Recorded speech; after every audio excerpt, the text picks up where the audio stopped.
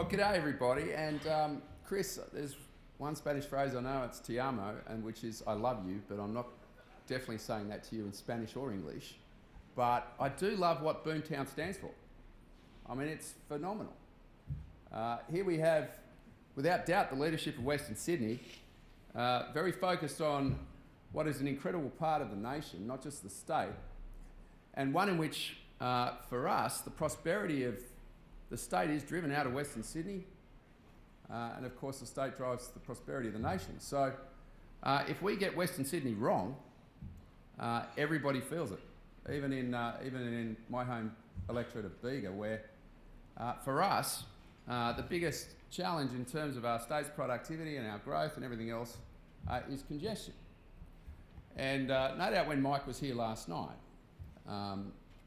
he would have no doubt reflected on the pathway to this point. And it's an important pathway because you can't build if you can't manage money. And we've been obviously very, very exercised in how we can move to a virtuous cycle of infrastructure investment for Western Sydney. And at the same time, making sure this infrastructure boom which has started continues for generations to come. It's outside the political cycle, outside the budget cycle, outside what treasuries are up to. We've got to actually get the 40-year strategy right, which is what Transport's done, and make sure that with Western Sydney as the backbone of the city, that we get connectivity right. By 2036, every person in Western Sydney should be fairly close to a railway station. Think about that at the moment. I mean, the aim is to have 70% of people living in a 30-minute city by 2036. It's the objective of the Greater Sydney Commission, it's the objective of Transport for New South Wales. The only way that can be achieved is developing a new form of passenger rail service called Metro. Single-deck trains, turn up and go, the capacity to have a train every 2 minutes, fully automated. That integrated into the existing transport network in terms of the existing train capacity through our existing heavy rail network. And then, of course, looking at how we can use on-demand transport. Electric vehicles which become autonomous without car ownership becoming first mile, last mile transportation. And that's going to be the challenge. I mean, Western Sydney, we're building a third city there around the airport. You've all heard that. For us, making sure that we get the connectivity right is key. So we've already committed with the Commonwealth to build a new rail line to the airport from St Mary's. The next stages of that, of course, is, well, do you put the east-west link between Parramatta and Badgerys Creek as a higher priority in terms of the rest of the Macarthur corridor? These are the challenges, these are the questions, particularly given the opportunity and the growth from a education, science-based, business, commercial, residential precinct which will form part of the Aerotropolis. And therein lies the challenge for transport planners, but I believe we've got an opportunity to get it right. This government is carrying zero net debt in the general government sector. We're actually cash positive. We're a government that has an $87 billion infrastructure program over the next 4 years. Compare that to the national government, which is at $70 billion over the next 10. Of that $87 billion, $51.5 billion is going into roads and transport, right across the state. I am absolutely obsessed about the Metro project. We've expedited the Metro City project. We're building the Southwest project. And I was very pleased to receive the leadership of Bankstown just recently from the University of Western Sydney, the Chamber, the sports club there. And everyone's very excited about what that means for the city of Bankstown in terms of a new metro train to there. It's got to be built. My political opponents are saying, no, we're not going to build it. Well, for goodness sake, what are you thinking? It's crazy. It's got to be built. You can't have a train every 15 minutes. We need to actually develop Western Sydney off the back of having reliable passenger rail right across the city. And Metro provides an incredible arc from the northwest to the southwest via the city. And then, of course, we're going to spearhead the growth in Western Sydney with MetroWest. Now, I'm hearing a lot about being able to build this quicker. Well, we've already put $3 billion into the budget. We've already started and near completed the final business case. We've done a lot of assessment in terms of station locations. We have a very clear objective of making sure that it's a 20-minute travel time between Parramatta and the city. For me, I'm very excited about it because the existing heavy rail network, come 2031, means you can't get people onto trains from Western Sydney into the city, which is extraordinary. So we've got to build it. It's got to be built quick. And as a government that has a clear demonstration of delivery in this space, we're very, very focused in relation to the MetroWest project. And believe you me, I'm also very, very focused on where that extends next beyond Parramatta as well. Western Sydney doesn't just stop at Parramatta. It goes well and truly beyond that. And that's why it's very important we consider extensively the North-South line in terms of the airport and its connection with the Northwest. And of course, the MetroWest project. Can I just say in relation to trains, my favourite subject, nowhere in the world in the last 5 years is there a railway network that has experienced the growth that Sydney has. We've gone from 300 million passenger trips in 2013 to over 400 million passenger trips last month. Think about the life of the railway, 150 years. In the space of 5 years, we've jumped from 300 to 400 million passenger trips. 30% growth. That's why I changed the timetable and delivered 1,500 extra services into Western Sydney. We can't do the development unless we get the transport right. Chris is absolutely bang on about this. I've admired BOOMTOWN because I've admired Western Sydney Leadership Dialogue for actually having the guts to stand up, unlike some other associations, and say, well, you know what, our investment community in Western Sydney is actually willing to make a contribution to infrastructure if we can get it more quickly. And guess what? We can share in the net gain, the increased wealth that's generated from this with the taxpayer. That's what Parramatta Light Rail's all about. It's what future metro station location development should be all about. And therein lies, I think, the key point to this. If you want to move to a virtuous cycle, everyone's got to make a contribution. But if someone is going to make quite literally hundreds of millions of dollars off in windfall gain off the back of investment because the infrastructure is going to be near their development, well, I think let's share it. Let's get it built more quickly. And that's where I'm very keen to continue to have this discussion and this debate because it's the right thing to do. So Chris, there's some short statements and I think you're very keen to get into some questions which will probably be more constructive. Right. Thank you, my friend. Thank you. As I said, it's you got to sing to your supper to do or pay to play today as well. We don't charge much to the conference, so we do need you to ask questions. You're still a contribution. Let me kick it off. Minister, it's fair to say that I might unveil a little secret. Although you're not really saying publicly, I kind of reckon you wouldn't mind a bit of federal cash for that MetroWest. What do you reckon? Well, I think this is a great point. We're spending $20 billion on Metro right now. Actually, as Transport Minister, we're spending $1 billion a month in capital. And I know health infrastructure's here. I saw Sam. I bet he wants $1 billion a month. But He wants it for Bankstown Hospital. Bankstown Hospital. After he builds Maruya and Batemans Bay first. But the point out of this is that what I don't like is a lack of clarity around what the national government's contribution is going to be to projects. To their credit, the national government is investing in Western Sydney. Bill Shorten will say, oh no, they're not, we've got to see money into a train. Look at what Canberra's doing with that airport. Look at what Canberra's doing for the first time in terms of their contribution to a metro train to that airport, because we're actually sharing the funding on the first stage of the North-South line, which will extend from the airport to St Mary's. And, you know, that's roughly probably an $8 to $9 billion proposition in terms of that project. They've got the $3 billion that they've already pumped into Western Sydney roads. So, you know, obviously the national government is going to, as I said, pay a very real interest in Western Sydney, and they've got a political interest to do so because they want to win seats. That said though, we've got to make sure that when we do our business case development, we do get clarity out of Canberra in terms of their contribution.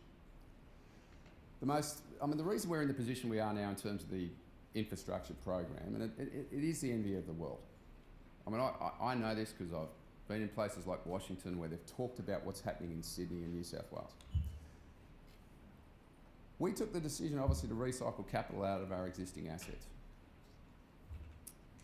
We've got to make sure, though, in terms of the national government, that when they do invest, they don't go and replicate the expertise of infrastructure and the bureaucracies in Canberra. They actually take on board what Infrastructure New South Wales is saying.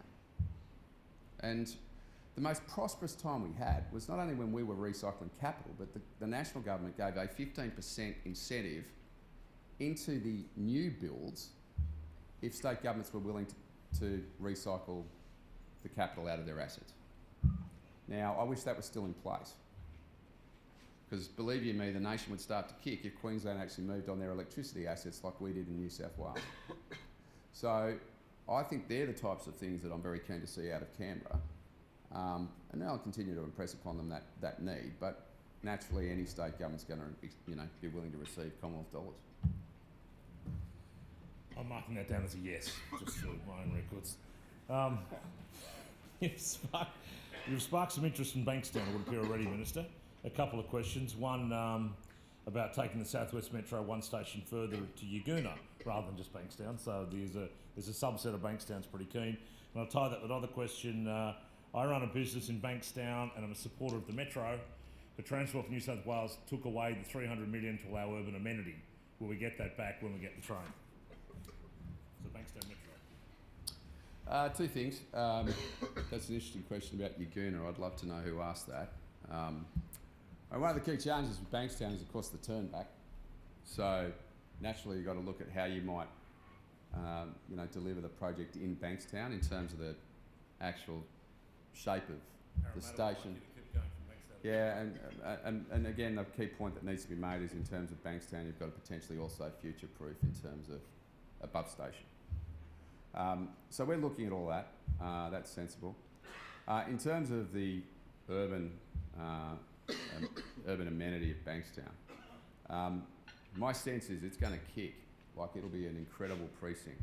I'm very heartened by TAFE, University of Western Sydney, and what's happening there. And there's going to be phenomenal growth in that Western Sydney city. So, look, I think, the main thing for us, as we have now put in place a Metro statutory corporation, which with place-making abilities, that we can all come together and get that right. So we can still obviously look at that contribution that will be made from government into the future. I notice we have some of the traditional owners of Southwest Sydney down here too. So the more recent owners of the area. The news about the NorthSouth Train, which we campaigned very strongly and we're delighted is happening originally from Bringelly in the south up through the airport in St Mary's. We obviously favour a longer train. I realised in stage one the people of Oran Park and Campbelltown and Marsden Park and Mount Druitt aren't going to get the train straight away because these things have to be built in stages. And there's a plan for a rapid bus network in the meantime to do in the feds. Is there also a plan though to give absolute confidence for everybody that we will now determine the route of those things, make a commitment, lock down the corridor so that we can make sure planning in the future, both the investor confidence that will come when it will come and plan around them so we don't have the issues that Oran Park is struck with of having no corridor left and have to retrofit in a very expensive way later on. So can north and south of the airport get a commitment as to where it'll be and when it will be so they can plan accordingly? Sure. Well, first of all, the government did something very sensible this year, and that was to actually plan about 130 kilometres of corridors in Western Sydney, in Greater Western Sydney. No government's ever embarked on that degree of challenge. It's not easy because you've got existing landholders who will ultimately have their properties fall into a gazetted corridor. And we also set aside $100 million to do immediate property acquisition as well as part of that process. So it hasn't been easy. And I want to thank the community for responding in the way that they did, and there's been obviously, and there still is, ongoing discussion between Transport for New South Wales and landowners. To your point about Oran Park, if only there'd been some decisions made 10, 15 years ago about how you would do this, we wouldn't have seen what is now going to have to be a retrofit. And I'm doing that a fair bit as Transport Minister, where we've got development that's happened, and then we're going to have to come back and work out a mass transit solution around it. Now, one thing that I'm passionate about is testing on-demand transport.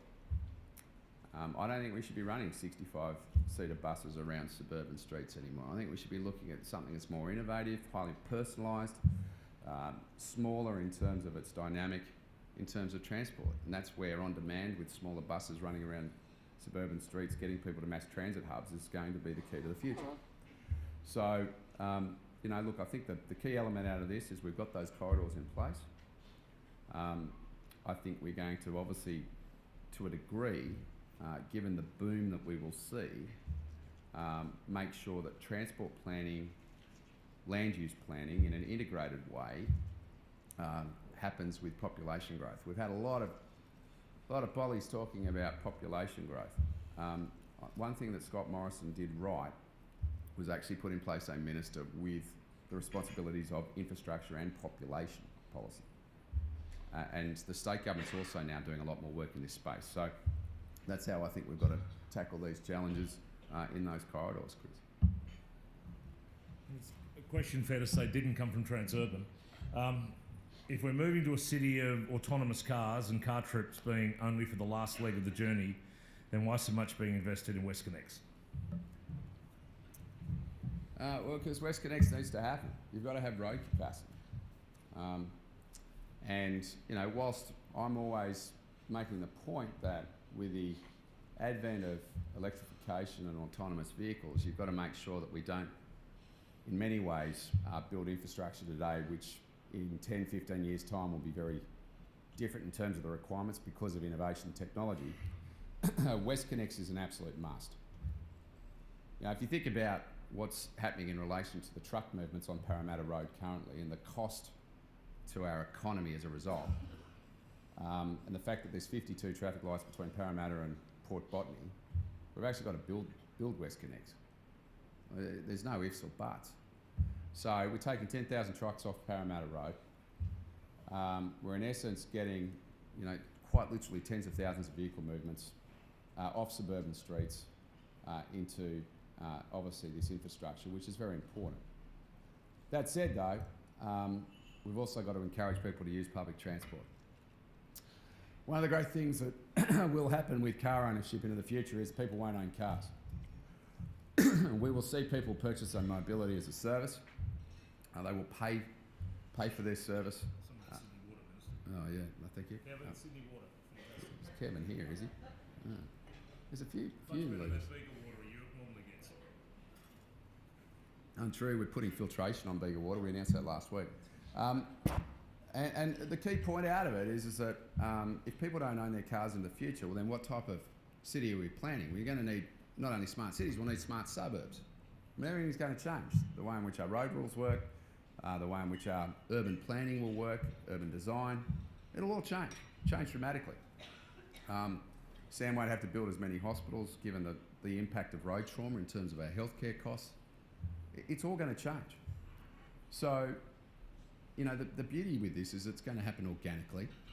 We've got to make sure that we don't have legislation and planning requirements which get in the way. We've got to make sure our infrastructure is geared towards that innovation in the future.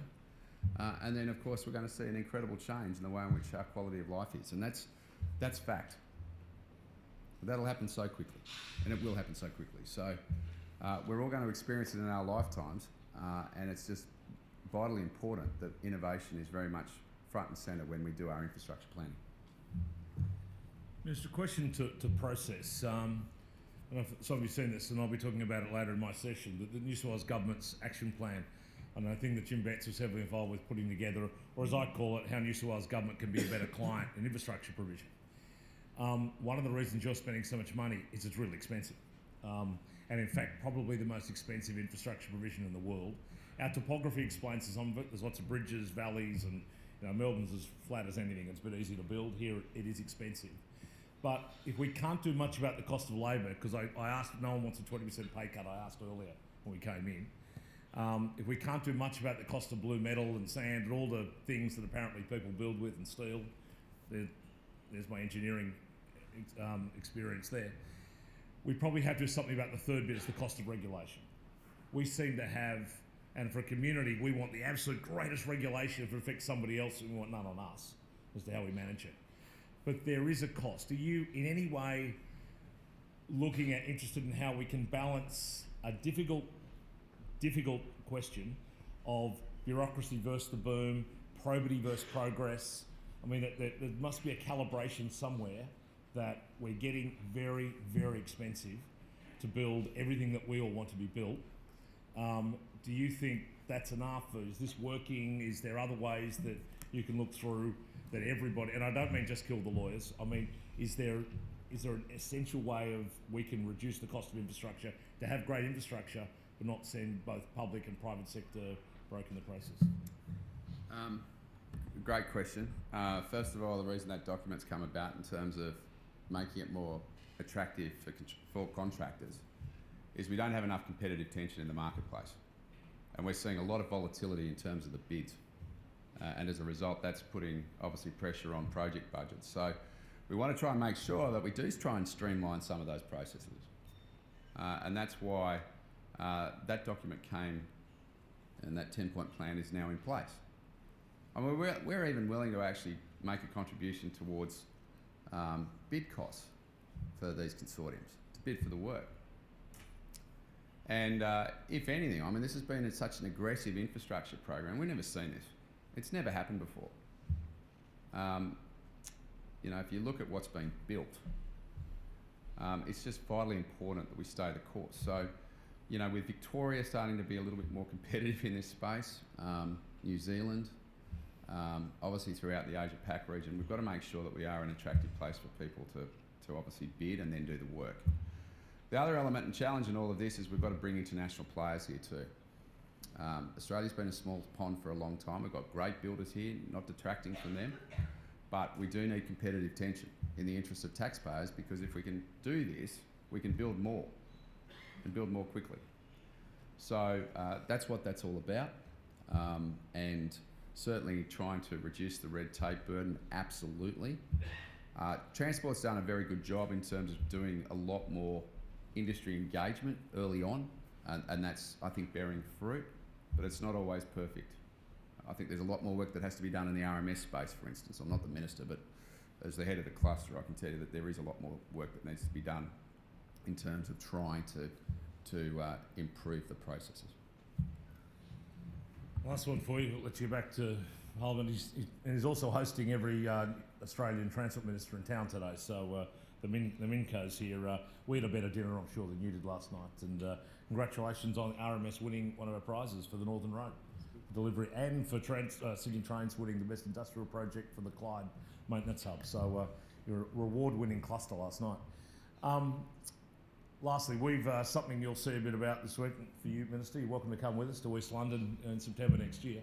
As Western Sydney, it'll be like the Baz and Mackenzie tour. You know, all the Westies. We're going to East London, and it could be fantastic. It might be a little more cerebral than when Baz and Mackenzie went, but hopefully for some of the high points.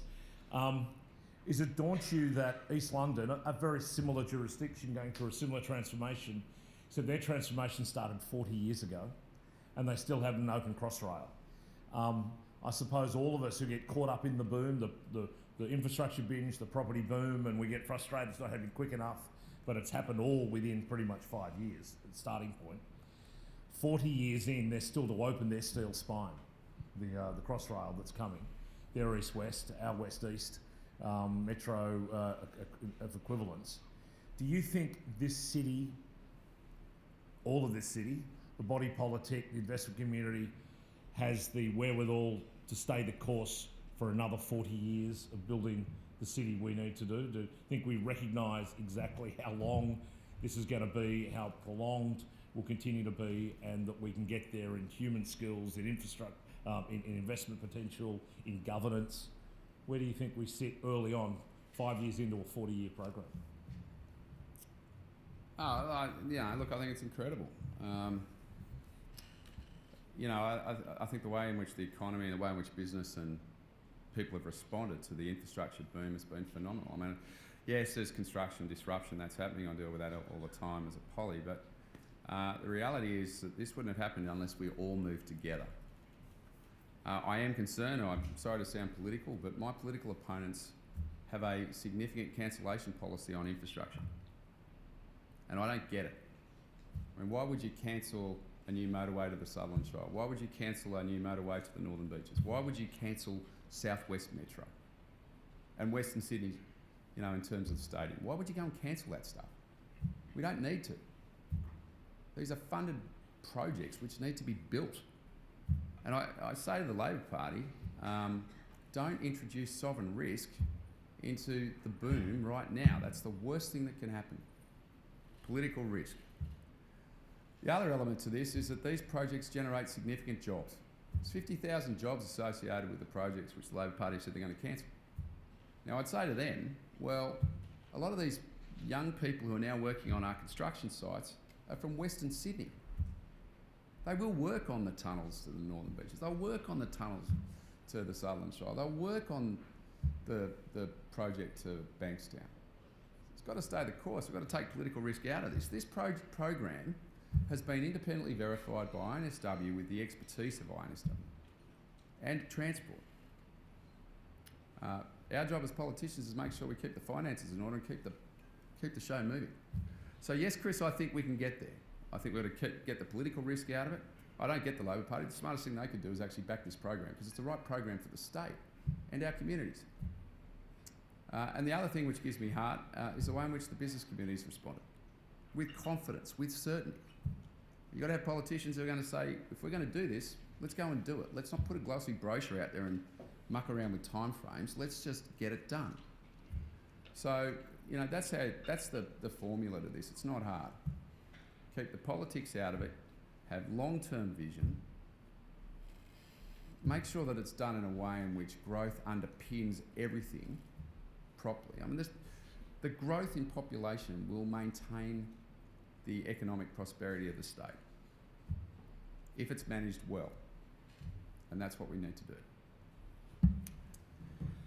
Thank you. In thanking Andrew Constance, Minister, let me offer you another commitment, I think boldly on behalf of the contractors in the room, the investors, the superannuation funds, the regulators, the local governments, particularly the federal government and others.